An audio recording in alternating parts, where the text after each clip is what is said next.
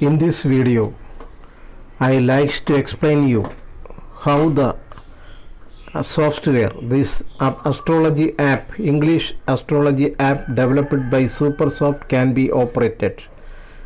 This app is on the screen, mobile screen. I am pressing to open it. The first screen is login screen. Here supersoft profit Vedic astrology software in English. We have, in addition to English version, we have Hindi, Tamil, Kannada and Telugu versions also there. Here, this is the English version. I have to operate the software. I have to sign in first. Sign in. We used the Google's sign in method. Google's email ID based sign in method is used in this application. This is the sign in button. I am pressing this one. Now it is listing all the email IDs associated with this mobile. I am choosing the first one. Now it is displaying the email ID, name of the email ID holder and the profile picture, this one.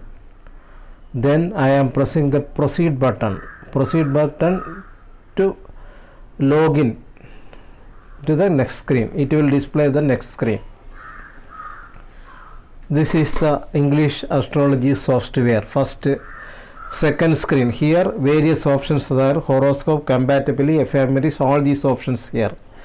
We collected this email ID for allocating space for you in the cloud storage.